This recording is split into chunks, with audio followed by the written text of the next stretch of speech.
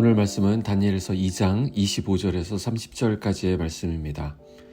이에 아리옥이 다니엘을 데리고 급히 왕 앞에 들어가서 아뢰되 내가 사로잡혀온 유다 자손 중에서 한 사람을 찾아내었나이다. 그가 그 해석을 왕께 알려드리리다 하니라. 왕이 대답하여 벨드사살이라 이름한 다니엘에게 이르되 내가 꾼 꿈과 그 해석을 네가 능히 내게 알게 하겠느냐 하니 다니엘이 왕 앞에 대답하여 이르되 왕이 물으신 바 은밀한 것은 지혜자나 술객이나 박수나 점쟁이가 능히 왕께 보일 수 없으되 오직 은밀한 것을 나타내실 이는 하늘에 계신 하나님이시라. 그가 느부갓네살 왕에게 후일에 될 일을 알게 하셨나이다. 왕의 꿈 곧 왕이 침상에서 머릿속으로 받은 환상은 이러하니이다. 왕이여, 왕이 침상에서 장래일을 생각하실 때에 은밀한 것을 나타내시는 이가 장래일을 왕에게 알게 하셨사오며 내게 이 은밀한 것을 나타내심은 내 지혜가 모든 사람보다 낫기 때문이 아니라 오직 그 해석을 왕에게 알려서 왕이 마음으로 생각하던 것을 왕에게 알려주려 하심이니이다. 아멘. 할렐루야. 오늘도 주 안에서 복된 날입니다. 설악산 쪽에는 이미 단풍이 들기 시작했다라고 하죠.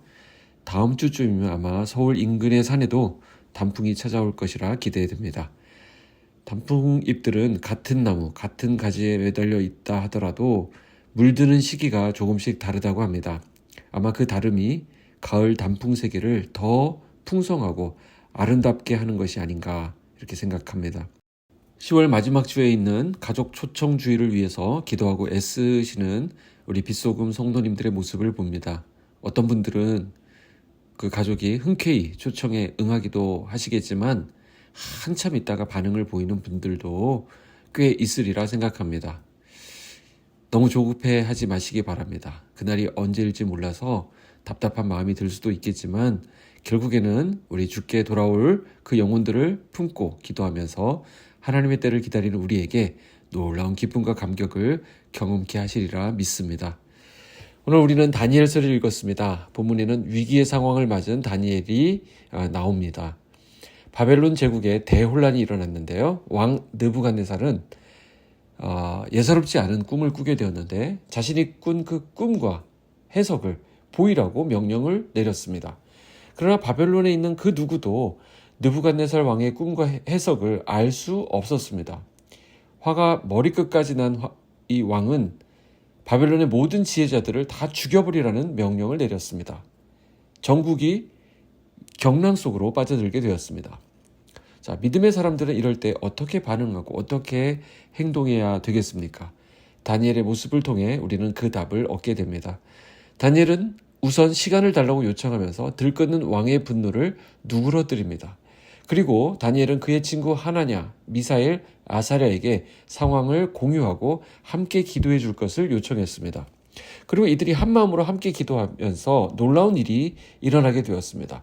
기도하던 그날 밤에 하나님께서 환상 중에 다니엘에게 왕의 꿈과 그 해석에 대한 비밀한 일들을 알게 해주셨습니다. 답은 하나님께 있었습니다. 다니엘은 이 문제는 하나님께로부터 나온 것임을 알았고 그래서 다른 방법을 찾아다니지 않았습니다. 이게 굉장히 중요한 부분인데요. 우리가 자주 놓치게 되는 것도 바로 이것입니다. 우리 인생의 모든 문제는 하나님께 답이 있다라는 사실입니다. 그래서 우리는 기도해야 하는 것입니다. 기도하고 공부해야 하고요.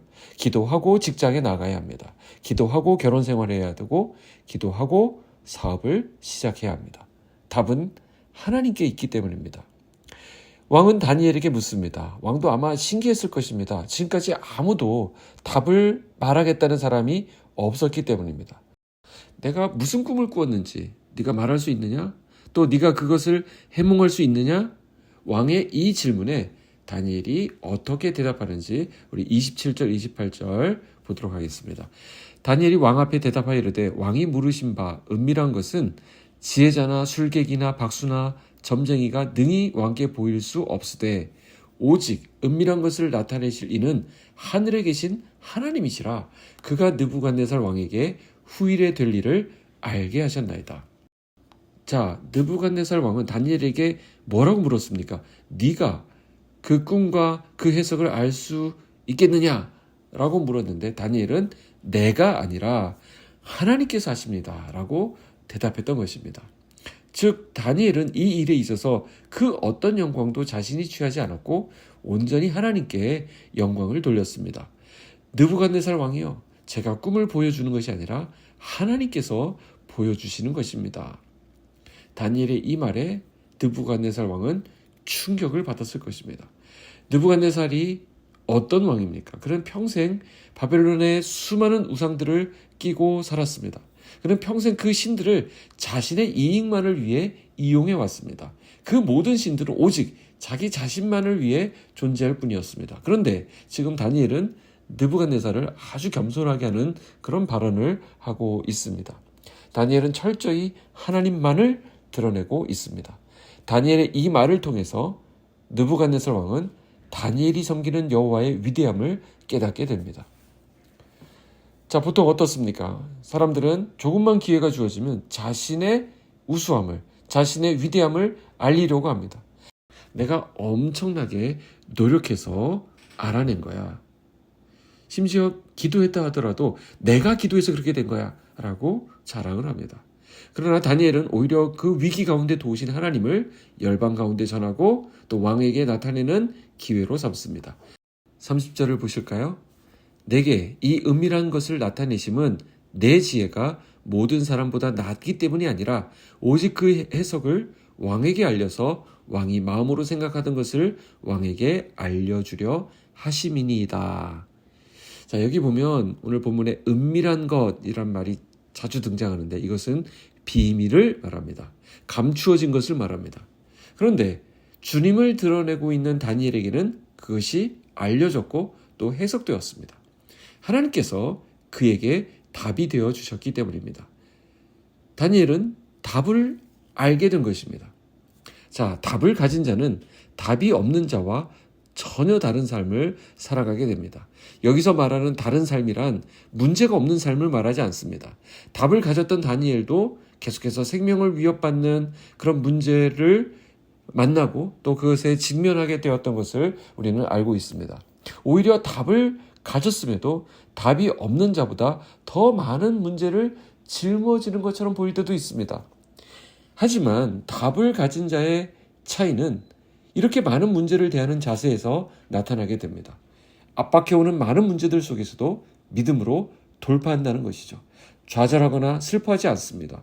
두려워하지도 않습니다. 환난 가운데 모든 문제를 인내함으로 연단하고요. 또 연단됨으로 인해서 소망을 이루게 됩니다. 우리 주님의 말씀에서도 우리가 보듯이 너희가 세상에서는 환난을 당하나 담대하라. 내가 세상을 이겼다.